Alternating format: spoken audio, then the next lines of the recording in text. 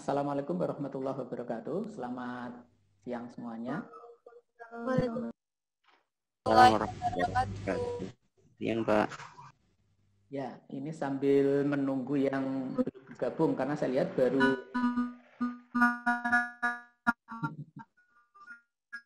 ada yang lelet, suaranya baru masuk. Jadi sambil menunggu yang lain, saya lihat baru 26 yang join di kelas kita.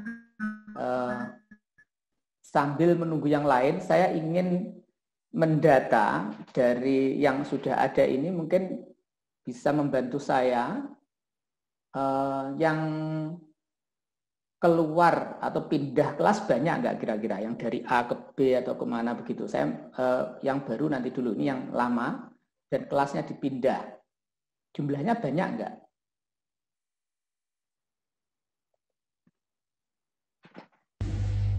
Ada informasi?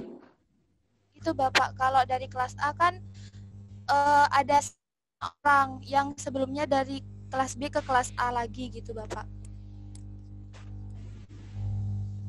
Saya tidak paham maksudnya. Saya hanya ingin nanya, ada nggak yang dari kelas A pindah ke B atau B pindah ke A yang mengharuskan saya untuk memindah kelasnya di psikologi? Pertanyaannya itu. Yang dari kelas B pindah ke kelas A ada 7 mahasiswa. Oke.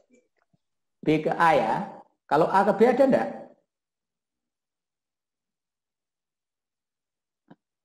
A ke B enggak ada? Ada? Tidak ada Bapak. Oke, berarti hanya B pindah ke A ya. Bentar, saya cek di psikologi dari kelas B. Member kelas B. Jadi caranya saya harus mengeluarkan dulu teman-teman yang sekarang ada di kelas B. Nanti silahkan yang di kelas B yang saya keluarkan itu nanti join lagi dengan menggunakan kode untuk kelas A. Ini saya keluarkan dulu. Siapa saja kira-kira yang dari kelas B ke A namanya siapa saja yang harus saya coret? Ada yang tahu dan punya data kira-kira bisa membantu saya? Dari NIM nomor belakangnya 25 sampai 31, Pak. 25 sampai 31. Aduh, tidak huruf ya. Oke. Kita cari aja 25. 25. Oke, Innafisah ya. Iya. Saya buang. Terus 25 26, berarti 26 enggak ada. 28 dibuang. Oke. Terus 29 Ayu Zada. Saya buang dulu. Terus kemudian Hafid ya, 26 ikut ya, ikut dibuang ya 26. Iya, Pak. Oke. Sampai 31. Oke. Yang 35 3 itu enggak ya, cuma sampai 31 aja berarti. Iya. Unenroll siapa? Rahma Zafira 31 pas. Oke, 27 Rasti.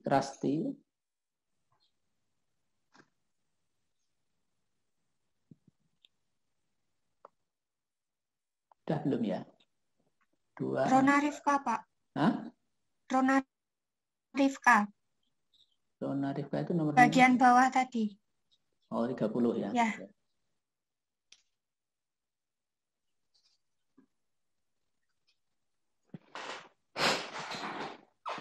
Baik.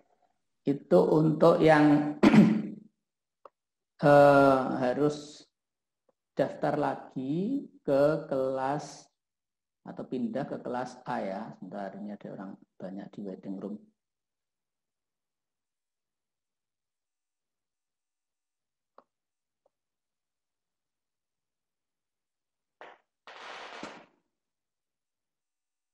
Nah, sekarang kita cek di.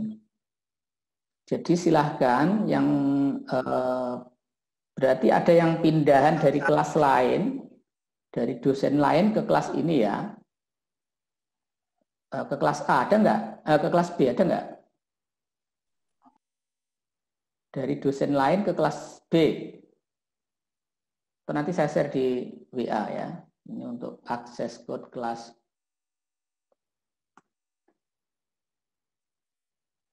B.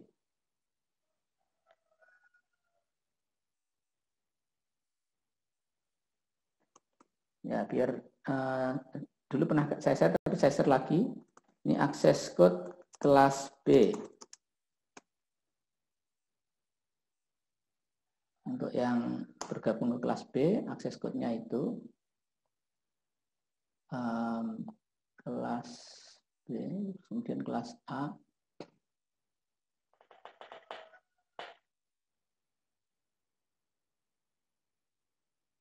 Akses code kelas A yang ini.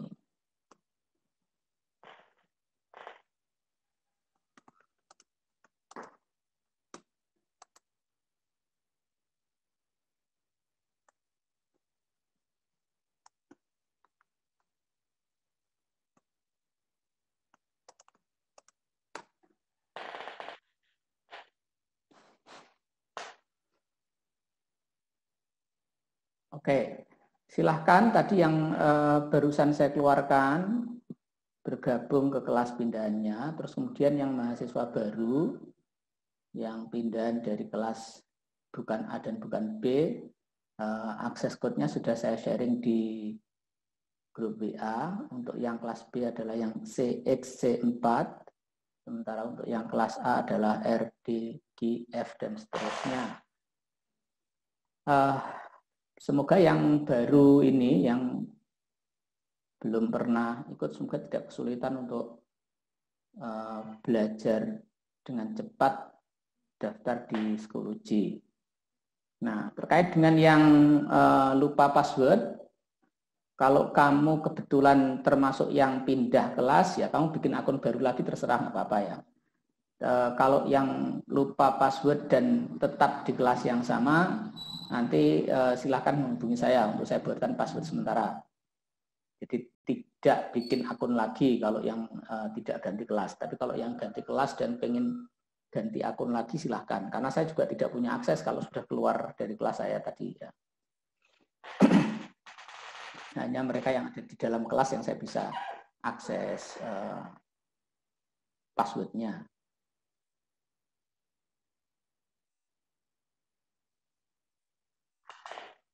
Oke, ini secara teknis, ini ada yang mau disampaikan dulu terkait dengan ketidakbermutuan Fakultas Dakwah dalam mengelola. Saya sebenarnya sangat dirugikan begini nih ya, dan dosen juga banyak yang dirugikan karena ada dosen yang semula punya kelas terus kemudian jadi tidak punya kelas padahal dia sudah ngajar 2-3 kali juga gitu ya. Jadi ya kalau pengantar studi Islam bahkan kalau kita ikuti 4 kali pertemuan ya berarti sudah 4 kali pertemuan dan kemudian dianggap tidak mengajar gitu. Ya untungnya kalau di saya sih masih untung ngomong untung gitu ya. Kelasnya tidak ada yang dihapus, tapi ada dosen yang kelasnya dihapus itu tadi. Oke, sekarang secara teknis sekali lagi kalau ada yang mau dilaporkan terkait dengan perubahan kelas ini tadi, gara-gara saya juga tidak tahu alasannya kenapa harus digabung-gabung seperti itu. Sebab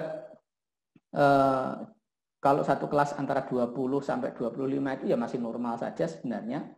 Wong di pasca sarjana itu saya mengajar satu kelas itu biasa hanya 2 orang, 5 orang, 7 orang itu normal-normal saja, jadi tidak ada masalah. UIN toh juga tidak membayar. Ya. Oke, fakultas tidak membayar. Ya, jadi kita akan melanjutkan kuliahnya. Saya sampaikan berkali-kali bahwa apa yang akan kita lakukan di Zoom itu bukan kegiatan utama ya. Kuliah sistem online itu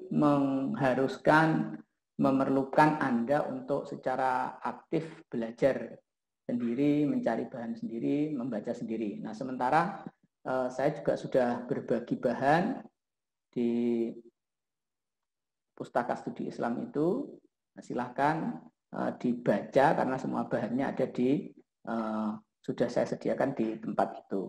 Anda tinggal akses saja. Nah, sesuai dengan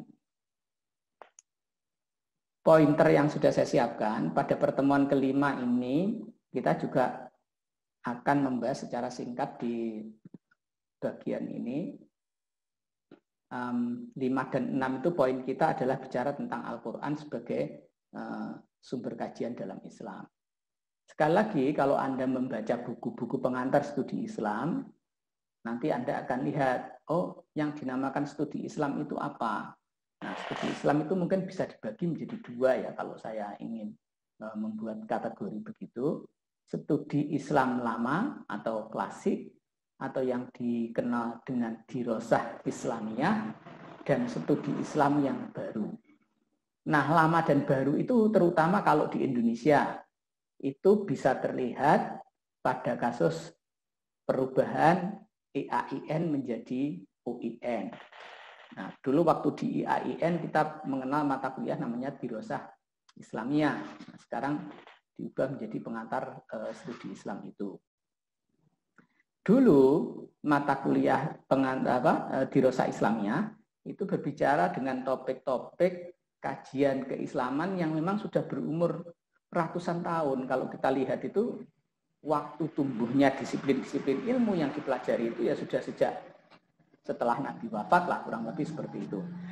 Mulai dari tafsir, hadis, fikih, tarikh, kalam, yang itu sudah berabad-abad usianya di dalam agama kita.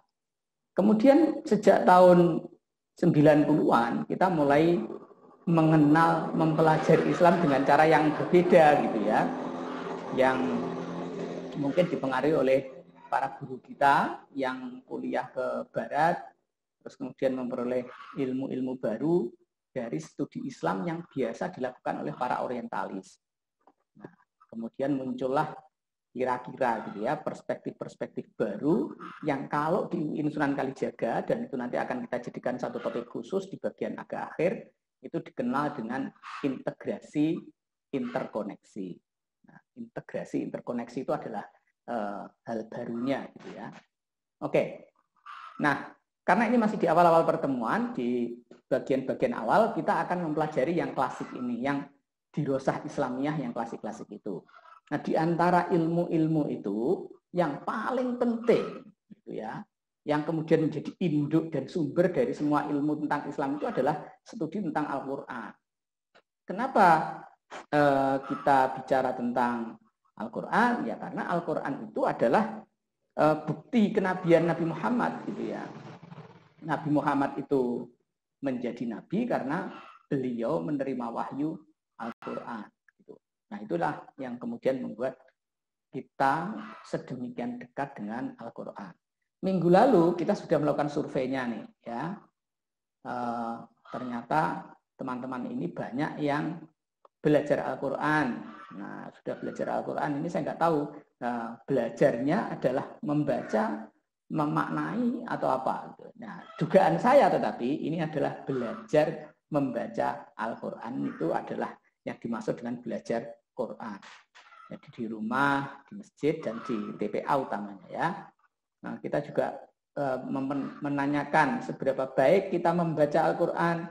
Nah, mayoritas ya sedang-sedang sajalah standarnya orang Islam Indonesia. Membaca Quran ya begitu gitu ya, tidak sempurna tajwidnya mungkin, tidak sempurna makhrajnya. Jadi kurang lebih kalau dikatakan kemampuannya seberapa, paling ya bisa mengatakan ya tadi sedang gitu ya.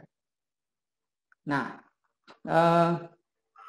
kita juga sudah menanyakan di pertemuan sebelumnya itu beberapa teori terkait dengan Al-Quran. Alhamdulillah kalau saya lihat hasil tesnya dari survei yang awal itu, kebanyakan dari Anda itu sudah bagus, ya, sudah punya pengetahuan dasar lah, beberapa istilah kunci terkait dengan studi Al-Quran itu. Ketika saya tanyakan madaniyah itu apa, ya sudah tahu. Ketika ditanyakan nasakh mansukh, ya Nah, itu 78% sudah tahu gitu ya. Nah, jadi minimal Anda sudah tahulah yang dinamakan mengkaji Al-Quran itu seperti apa. Nah, kita karena Al-Quran itu sedemikian sentral, maka kita perlu kira-kira itu paham bahwa perhatian para ulama itu dulu juga besar terhadap Al-Quran ini, gitu ya. Nah, kalau kita mau melihat bagaimana studi ulama terhadap Al-Quran, saya punya gambarannya. Jadi silakan dicermati di bagian berikut. Ini saya buat khusus untuk kelas ini. Jadi ini adalah temuan saya ini. Kalau temuan saya itu mikir dipikir sendiri gitu ya. Saya nggak punya referensi. Kalau ditanya referensinya apa Pak, nggak punya saya. Tapi ini berdasarkan pengetahuan yang saya peroleh selama saya menjadi orang Islam dan selama saya menjadi pengkaji Islam gitu ya. Kita kan belajar Islam itu sejak masih madrasah gitu ya, terus kemudian pondok, terus kemudian di IAIN. Itu kalau kita belajar Al-Quran, kurang lebih peta ilmu dirosah Islamiyah dalam hal ulumul Quran itu dapat saya petakan sebagai berikut. Ya, oke. Ini peta saya ya. Nanti Profesor Ulumul Quran mungkin bisa mengoreksi saya kalau ada yang membaca ini. Tetapi ini memang temuan saya. Jadi yang pertama yang dipelajari itu adalah soal definisi. Jadi materi kajian Ulumul Quran itu dari berbagai kitab yang pernah kita baca, yang penting diantaranya adalah soal definisi. Nah, yang kedua adalah teksnya. Tuh, kecepatan. Jadi yang kedua adalah teks Al-Quran. Teks Al-Quran itu ya yang kita pegang itu. Gitu. Kalau definisi itu kan sesuatu yang kita tidak pegang. Kalau teks itu sesuatu yang bisa kita pegang, bisa kita baca. Nah, itu teks Al-Quran. Jadi ada kajian yang terkait dengan teksnya, dan kemudian ada kajian yang terkait dengan bacaannya. Wah, jago peluru, jaluk wedoan. Ya, jadi bacaan Al-Quran. Nah, jadi teks itu kan nggak bisa dimanfaatkan kalau tidak bisa dibaca gitu. Nah, kemudian ada ilmu Al-Quran yang terkait dengan bacaannya Al-Quran. Nah, bagian yang keempat itu adalah maksud dari Al-Quran. Ilmu yang mempelajari tentang maksud Al-Quran. Karena Al-Quran itu diturunkan sebagai kitab suci untuk kita buat apa? Itu apa maksudnya? Kalau Al-Quran mengatakan dzalikal kitabul la raiba fihi hudal lil muttaqin, bahwa Al-Quran itu adalah petunjuk yang tidak ada keraguan di dalamnya, la raiba fihi. Maksudnya apa? Gitu. Nah, jadi wahyu Al-Quran hingga maksudnya. Jadi ada 4 kelompok besar ini menurut saya ya, yang masing-masing akan bisa kita rincikan sebagai berikut. Ini kalau mau dirincikan. Yang pertama soal definisi. Ya, itu ada ilmu dan pembahasan mengenai apa yang dinamakan wahyu. Ya, wahyu itu apa ya? Nah, kenapa? Ya para ulama tentu pengen tahu dan pengen mendefinisikan dengan baik gitu. Kalau kita belajar Quran tapi kita tidak tahu apa itu wahyu kan tidak mungkin. Karena apa? Karena teks Al-Quran itu sumbernya adalah wahyu. Nah, wahyu ini apa? Nah, wahyu ini adalah sesuatu yang datangnya dari Allah. Didefinisikan seperti itu misalnya ya. Diturunkan kepada Nabi Muhammad dan yang menurunkan adalah malaikat Jibril. Misalnya seperti itu. Dalam definisi tentang studi Al-Quran kita bicara tentang definisi wahyu. Gitu ya. Nah, oke. Itu yang pertama. Jadi ilmu dalam hal definisi itu ada ilmu tentang wahyu. Nah yang kedua, para ulama juga mencoba membedakan Al-Quran sebagai wahyu itu dengan wahyu itu yang diberikan kepada Nabi. Ada satu ayat di dalam Al-Quran itu yang berbunyi, wa ma yantiqu anil hawa in huwa illa wahyun yuha, in huwa illa wahyun yuha. Jadi Nabi Muhammad itu nggak ngomong wa ma yantiqu anil hawa, dari hawa nafsunya. Kalau saya ini ngomongnya pakai hawa nafsu.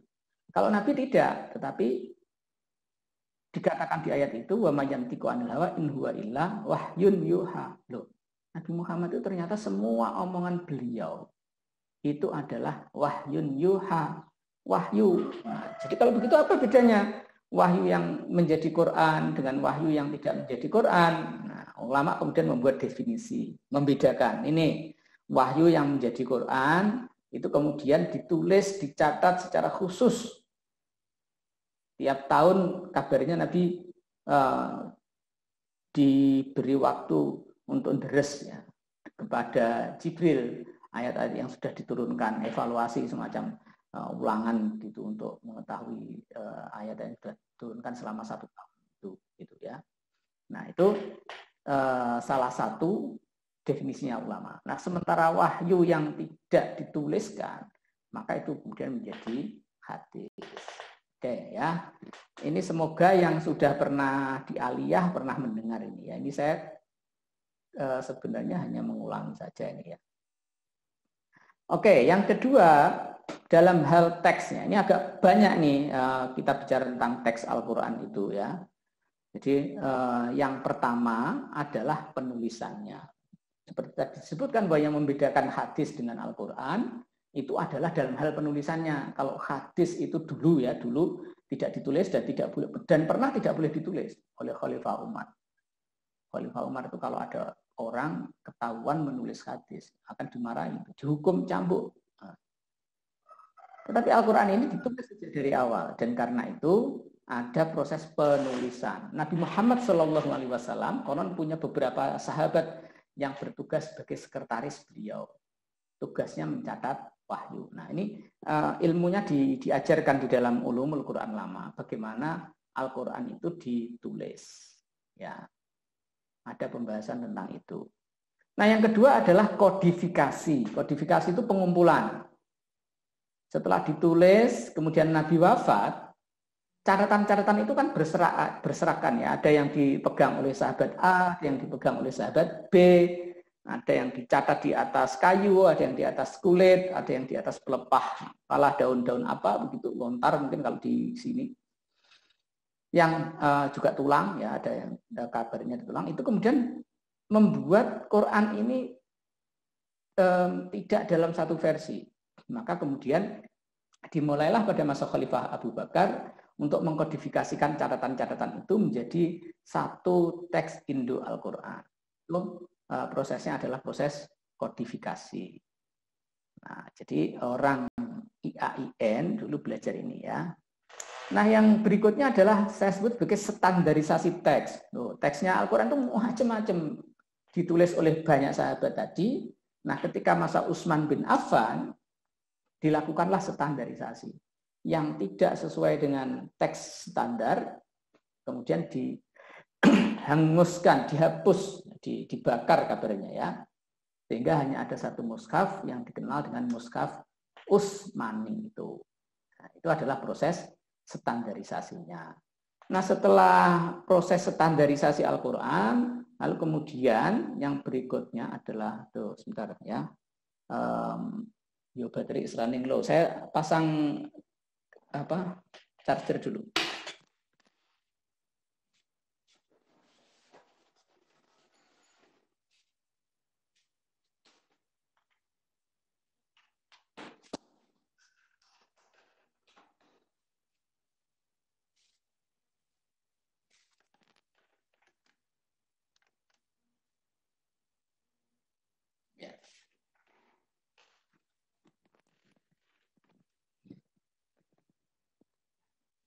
Masih pada di kelas ini kan? Enggak, saya tinggal pergi. Absen? Tes? Enggak, Pak. Oh ya. Hadir, Pak. Awas nek ditinggal dulu ya, tak tinggal lungo nek ditinggal dulu. Oke, saya lanjutkan ya. Sampai di mana tadi?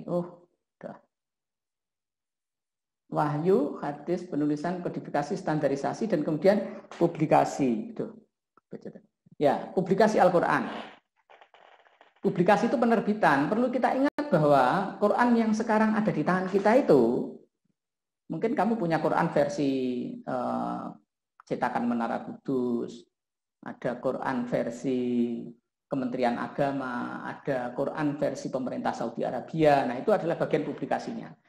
Teks Al-Quran itu diterbitkan ada dalam banyak ragam, ditulis dengan banyak macam khot gitu ya. Sebenarnya kalau kamu belajar tentang teks dan publikasi Al-Quran saja, itu sudah nggak ada habis-habisnya mungkin ya, karena mungkin kamu akan ketemu ini desain Al-Quran versi zaman Diponegoro misalnya, desain Al-Quran versi, karena dulu Al-Quran itu ditulis tangan.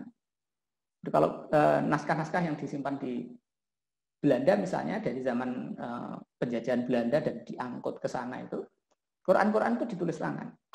Jadi di kopinya, penggandaannya itu untuk publikasinya itu tidak dalam bentuk cetak yang sama persis, enggak. Masing-masing Quran itu punya teks yang khas, unik gitu. Khotnya juga begitu gitu ya. Jadi macam-macam gitu. Oke, jadi kalau kita bicara tentang teks saja, kita bicara tentang 4 hal itu. Penulisan, kodifikasi, standarisasi, hingga kemudian publikasi.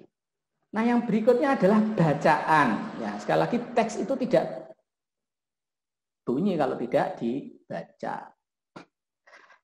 Dalam hal bacaan ini kita bicara tentang tajwid.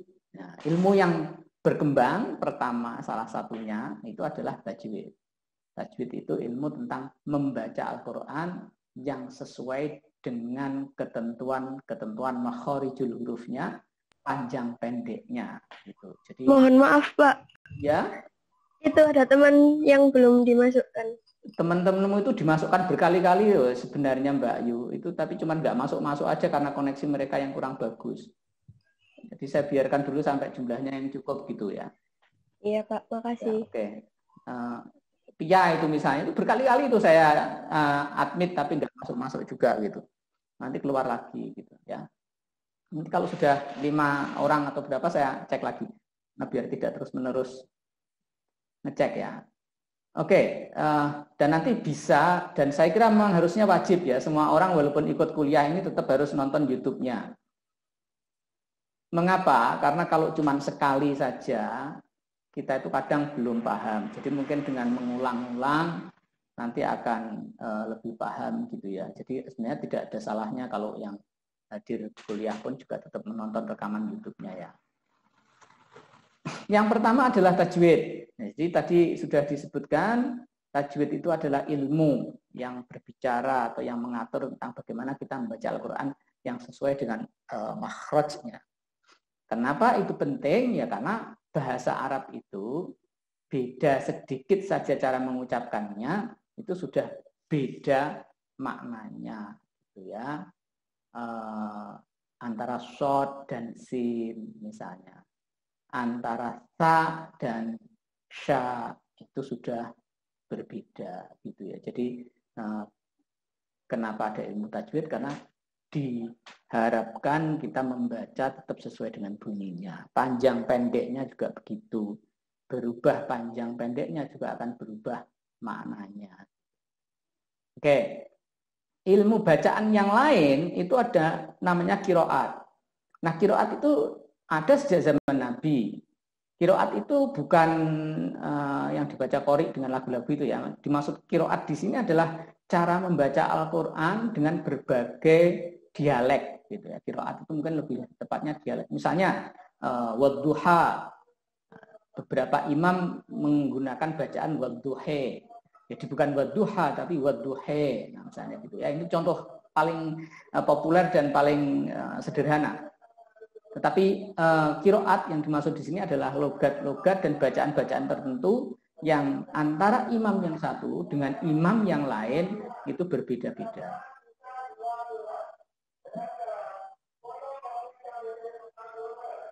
Ya, oke. Lihat sini.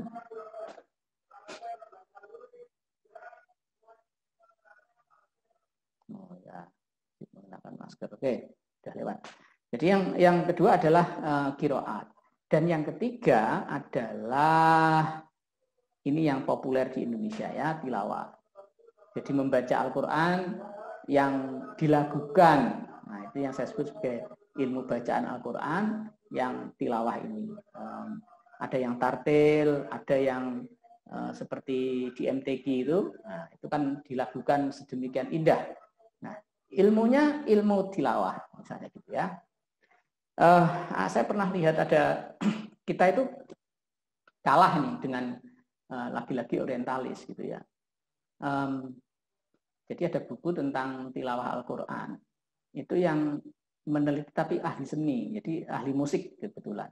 Jadi dia bikin lagu-lagu Al-Quran itu pakai notasi itu loh. Jadi seperti Anda membaca notasi balok untuk notasi balok untuk musik itu. Jadi ada do re mi fa sol la si do yang tinggi rendahnya itu, kemudian itu dia mengubah bacaan tilawah Quran itu menjadi simbol-simbol seperti itu untuk mendeskripsikan bacaan naik turunnya itu ya. Nah, jadi itu bagus sekali itu. Saya belum pernah membaca itu ditulis oleh orang Islam sendiri, malah orang Amerika atau orang Eropa itu yang saya pernah melihat ada buku yang secara khusus membahas tentang lagu Al-Quran itu ya. Nah, yang terakhir, bagian yang terakhir adalah maksud atau tujuan dari teks itu. Maknanya apa? Ya, maksud makna gitu ya. Nah, yang pertama ilmunya adalah tafsir. Tafsir itu biasanya dalam bahasa Arab menjelaskan maksud Al-Quran itu apa. Nah, yang kedua adalah terjemah. Terjemah itu biasanya sebenarnya terjemah itu juga bagian dari tafsir ya, karena tidak mungkin orang menerjemahkan tanpa menafsirkan. Nah, tetapi terjemah itu biasanya punya asumsi bahwa dalam menerjemahkan itu orang sedapat mungkin itu hanya mengganti bahasa Arab menjadi bahasa lain. Nah, tafsirnya tidak dimasukkan. Jadi misalnya kalau alif lam mim ya ditulis alif lam mim tanpa ada maksud apa-apa. Dzalika itu terus kemudian dzalikal kitab la raibahu, alkitab itu kitab, la tidak, raiba ada keraguan, fihi di dalam kitab itu misalnya gitu ya. Jadi terjemah itu sedapat mungkin hanya seperti itu. Tapi kalau tafsir kan menceritakan ayat ini hukumnya apa, kapan turunnya dan seterusnya, itu tafsir. Tapi kalau terjemah ya memang hanya sebatas terjemahan saja. Oke.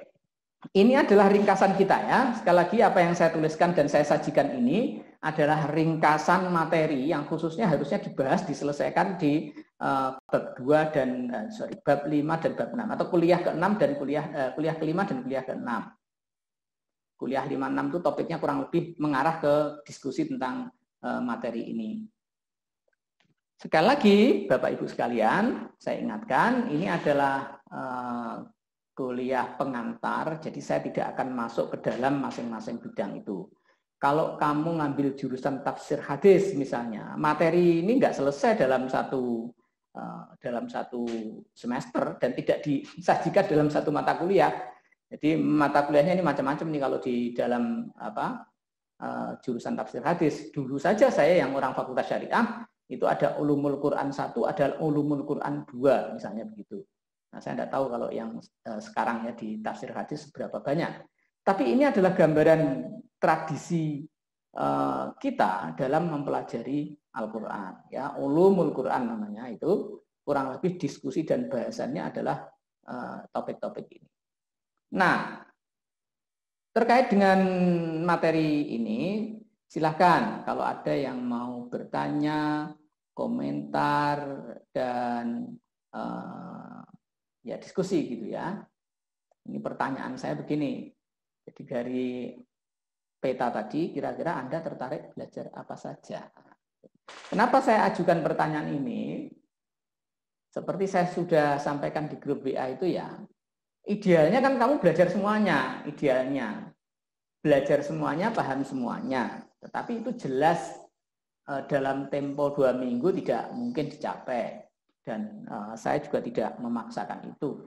Mata kuliah ini juga tidak memaksakan Anda untuk mempelajari semua itu. Nah, tetapi saya memberikan pilihan kepada Anda, kira-kira dari topik-topik tersebut, Apa yang menarik Anda?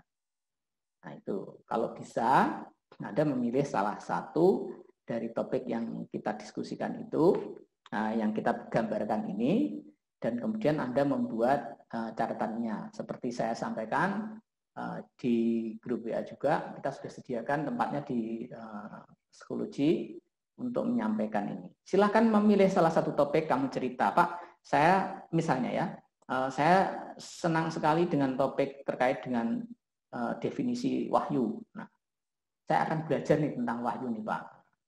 Apa itu wahyu, terus kemudian bagaimana wahyu diturunkan. Kalau misalnya wahyu itu berbentuk bahasa Arab, berarti Jibril itu bisa bahasa Arab ya, Pak, gitu misalnya gitu. Kalau Jibril itu ngomongnya ke Nabi tidak pakai bahasa Arab, lantas pakai apa misalnya gitu.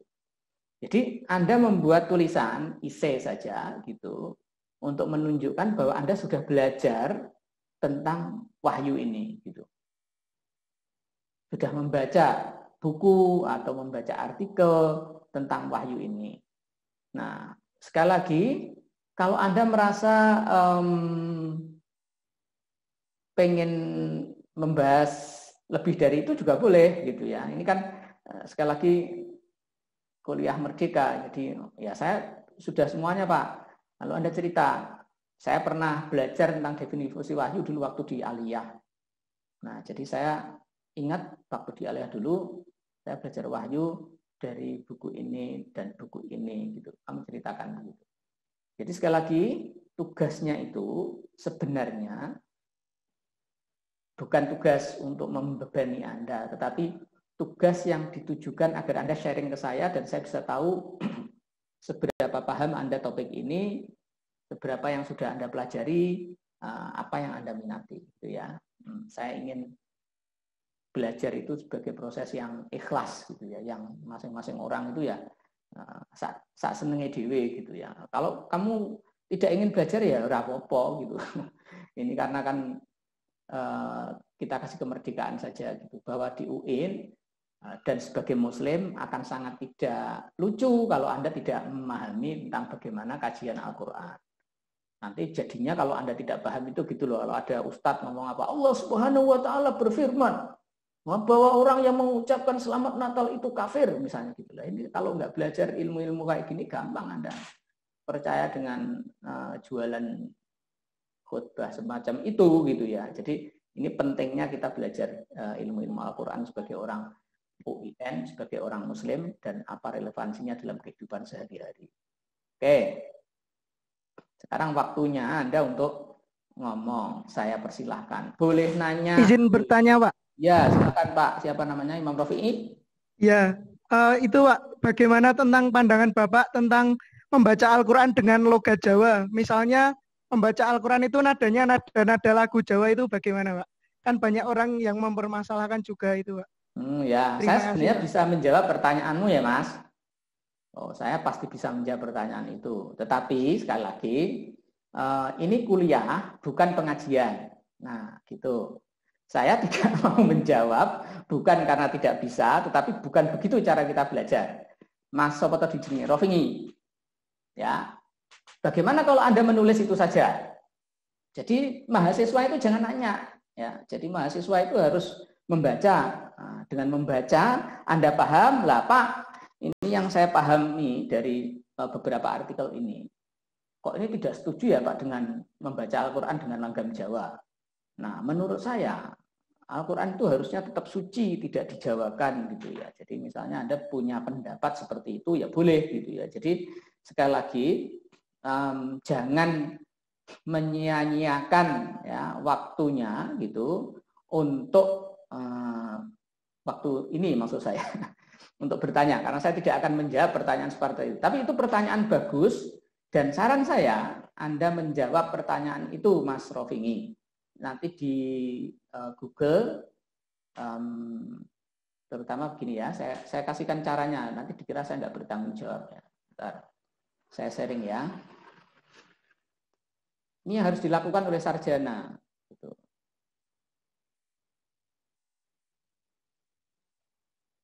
Kita pergi ke sekular.google.com. Oke. Nah, tadi kan topiknya tentang membaca Al-Quran. Oke, membaca Al-Quran dengan langgam Jawa. Oke. Anda lihat di situ ada 2 artikel paling tidak ya. 2 atau 1 itu. Nah, ada 2 artikel ya. Membaca Al-Quran dengan langgam daerah. Studi syarah hadis dalam Kutubus Sittah tentang hadis memperindah membaca Al-Quran. Terus yang kedua, membaca Al-Quran dengan langgam Jawa dan orkestra. Analisis penerapan ilmu tajwid pada pelantunan pembacaan Al-Quran. Saya tanya nih Mas Rofingi. Mana Rofingi? Mana Rofingi? Ya, Pak. Kamu bisa membaca yang saya sharing ini? Bisa, Pak. Nah, menurut dugaanmu, 2 artikel itu akan membantu menjawab kamu enggak kira-kira?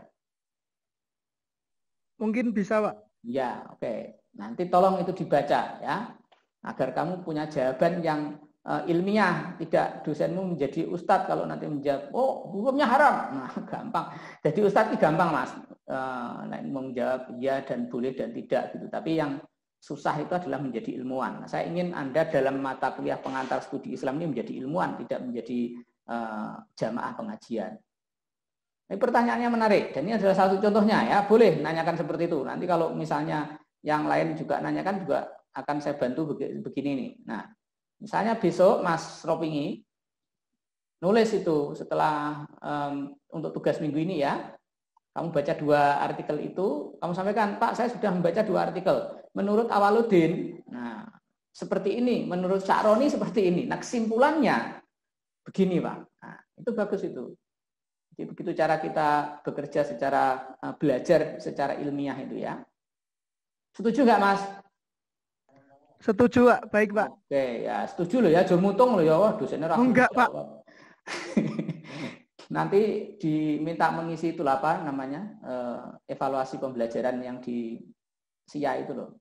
Apakah dosen mau menjawab pertanyaan mahasiswa? Dosen belum jawab pertanyaan mahasiswa. Terus saya dikasih nilai 1 gara-gara tidak mau menjawab pertanyaan mahasiswa. Tapi tujuannya begitu ya, saya tidak mau menjawab, bukan saya tidak bisa menjawab, tapi saya ingin kita belajar. Gitu. Oke, silakan yang lain, boleh mengajukan pertanyaan seperti itu, boleh, yang lainnya juga boleh, silakan kalau ada yang mau sharing.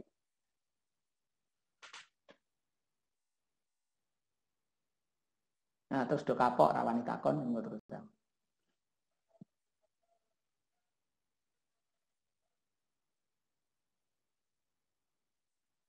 Monggo. Oh, terus repot tenang ya. Saya Pak izin bertanya Pak. Ya silakan, siapa ini? Ahin. Ya Pak. Suaramu kecil sekali Ahin, sebentar. Mikku tak perbesar kok. Ya silakan. Al-Quran kan kalamullah Pak ya, artinya qadim. Nah, tadi Bapak menyampaikan bahwasanya bacaan itu banyak termasuk qiraat. Sedangkan qiraat kan termasuk yang hadis Pak, baru. Apakah itu tidak bertentangan Pak? Al-Quran kan qadim, sedangkan qiraatnya itu kan hadis. Ya. Apakah itu tidak bertentangan Pak? Mau menjelasnya? Nah, ini model penjelasan lagi ya. Sebenarnya saya bisa menjelaskan. Oke, saya beri jawaban singkat saja sebenarnya. Diskusi itu ada dalam diskusi ilmu kalam sebenarnya, tidak dalam diskusi ilmu ulumul Quran.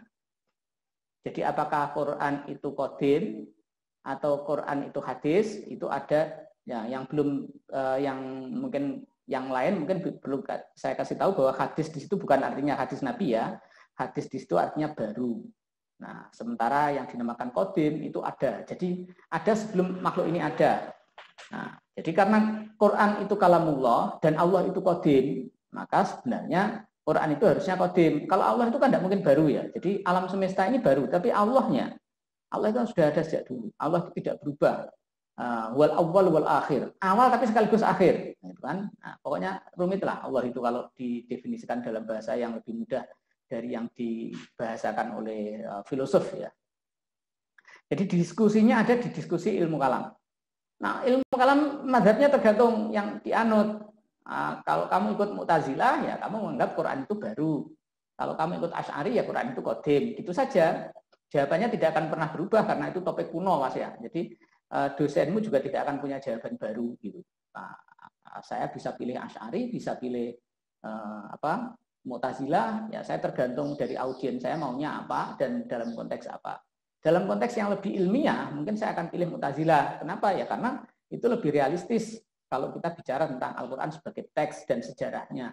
Bahwa Al-Quran itu hadis gitu ya. Al-Quran itu hadis. Buktinya teks Al-Quran itu dihafalkan manusia, ditulis oleh manusia, ditulis dalam bahasa Arab yang itu bahasa hadis gitu ya. Jadi bahasa baru gitu. Maka Quran itu harus dibedakan antara Quran yang qadim yang ada di Lauhul Mahfuz dengan Quran yang hadis yang kemudian diturunkan kepada Nabi Muhammad SAW. Jawaban singkat saya seperti itu. Tetapi sama seperti tadi, Anda juga boleh menulis topik ini kalau mau berargumen gitu ya tentang topik khusus terkait dengan apakah Al-Quran itu qadim atau baru gitu ya, hadis atau qadim gitu ya. Sebut tadi Falatihan ya. Sama seperti tadi, Anda bisa nyari di Google Scholar untuk diskusi tentang Al-Quran itu apakah qadim dan hadis gitu ya. Mana ya Mas ya, biar tidak, sekali lagi saya tidak ingin berada pada posisi sebagai ustadz di pengajian. Jadi saya tidak memberikan jawaban tuntas untuk pertanyaan-pertanyaan. Saya memberikan perspektif saja bagaimana Anda bisa menjawab pertanyaan itu. Dan begitulah yang dinamakan studi Islam. Ya. Salah satu yang membedakan studi Islam atau kajian Islam dengan pengajian itu adalah kita berada di luarnya. Kita memposisikan diri sebagai peneliti, bukan sebagai orang yang beriman. Nah, itu loh ya. Jadi kalau pengajian itu kita beriman. Nah, karena kita beriman itu kita tidak mempertanyakan. Kita menerima. Tetapi sebagai peneliti, saya berada di luar. Ada orang tahlilan. Saya nggak akan menghukumi tahlilan itu bid'ah atau enggak. Tahlilan itu, nanti kalau saya terlibat, itu nanti saya jadi orang NU atau jadi Muhammadiyah gitu kan. Nah, saya sebagai pengamat, praktek tahlilan di kampung A. Apa fungsi sosialnya? Apa fungsi kulturalnya? Apa fungsi politiknya? Ada nggak fungsi tahlilan politik? Oh ada. Kalau tidak salah kabarnya Pak Amin Rais akan mengadakan tahlilan nasional besok tanggal 21, kalau nggak salah 21 atau 26. Itu tahlilan nasional. Nah, fungsinya apakah di situ bid'ah enggak? Itu fungsinya fungsi politik. Nah, misalnya begitu. Jadi sebagai peneliti saya akan lebih netral. Saya nggak akan bicara hukum halal haram, tetapi bicara tentang menjelaskan fenomena itu sebagai praktek imannya orang Islam gitu ya. Oke, lagi.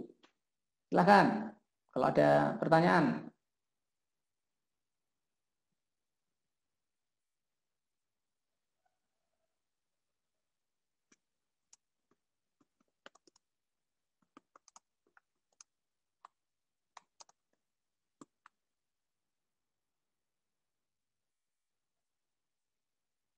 Ya, oke. Ini saya tunjukkan saja dulu sebentar. Ya, silakan. Tadi kan Bapak bilang buat bikin esai sharing gitu ya Pak ya? Ya. Nah, itu tuh ada aturan format khusus kah? Atau bebas aja? Kamu bergabung atau sudah lama di grup WA? Udah lama sih Pak. Nah, kamu dengarkan podcast saya enggak? Jangan-jangan tidak didengar. Hah? Belum. Kan saya sharing podcast kan kemarin malam itu. Yang saya jelaskan itu. Ya. Oh iya Pak, siap. Ya, jadi saya jelaskan. Mungkin yang lain ada yang sama dengan pertanyaan ini? Ada yang tidak tahu tugasnya apa? Ada enggak? Mbok ngaku lah, biar enak kita. Jangan anu ya, jangan jangan tidak paham tapi pura-pura paham. Itu berat bagi dosennya, juga berat bagi kamu ya. Jadi kalau bisa ya ngaku saja. Ya, saya cari ya di grup WA, ada di grup WA. Kemarin malam itu kan saya sharing nih di podcast ini nih ya.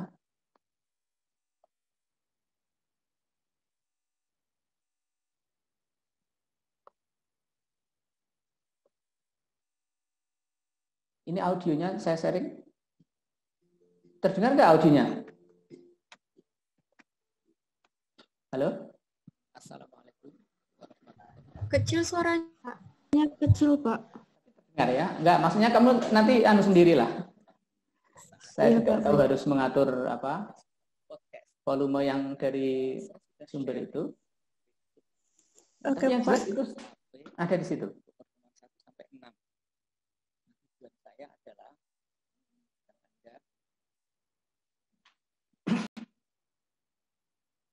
Ya, oke. Jadi nanti yang belum mendengarkan didengarkan. Saya sudah memberikan petunjuk tugasnya seperti apa di situ. Yang mengucapkan baik, Bapak terima kasih. Itu ada Atika Inanda, ada Sofi, ada Anissa, ada Khairunisa, ada Fatha, ada Tasya. Nah ini yang mengucapkan terima kasih, Bu paham, Bu Ra, pokoknya mengucapkan terima kasih gitu ya. Ini di grup ini banyak orang mengucapkan terima kasih.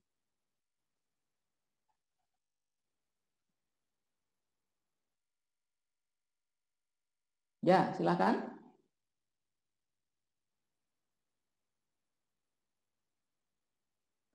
Enggak, sekali lagi, aku nggak ngerti apakah dosen lain melakukan hal ini atau tidak. Tetapi tujuan saya sebenarnya betul-betul ingin mengajak Anda belajar dengan cara yang paling Anda sukai dan paling Anda minati. Tugas saya sekali lagi adalah membimbing, menunjukkan materinya saja. Karena kita online itu ya begini ini ya. Saya nggak bisa seperti kalau kuliah di kelas full gitu, nggak bisa. Dan karena itu yang bisa dilakukan adalah memberikan petunjuk-petunjuk, target-target yang mungkin bisa dicapai. Nah, kalau Anda punya masalah silahkan sharing, nah sedapat mungkin kita bantu. Nah, topik kita sampai dengan kuliah 56 itu adalah studi Al-Quran yang tadi saya gambarkan dalam peta tadi. Materinya itu, nek wong Islam itu belajar Quran, itu kurang lebih seperti itu. Nah, pertanyaan kita adalah kepada Anda, dalam posisi sebagai orang yang belajar, seberapa banyak yang sudah kamu pahami dengan topik-topik itu, gitu ya. Nah, kira-kira kalau kamu diminta memilih, kamu pilih mana, gitu ya. Tadi misalnya ada yang nanya tentang langgam Jawa, ya saya boleh karena Anda tertarik dalam isu itu. Nah, mungkin Anda ini kesempatan belajar tentang isu langgam Al-Quran itu sekaligus untuk mengumpulkan tugas minggu ini ya gitu. Jadi kita akan begitu cara kita belajar ya Mbak, Mas, Pak, Bu, Bule, Pak D, Pak Le, Pak D. Nah, sehingga kita mungkin lebih merdeka gitu maksud saya. Soal nilai gampang nantilah, nilai itu gak penting. Yang penting kamu tambah ilmunya gitu kan, pengalamannya gitu. Oke, silakan. Ada lagi?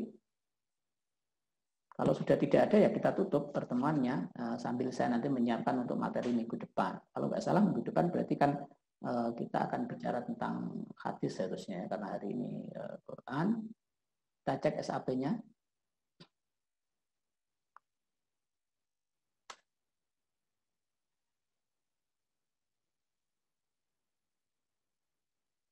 Sambil saya menyiapkan untuk yang minggu depan nanti ya.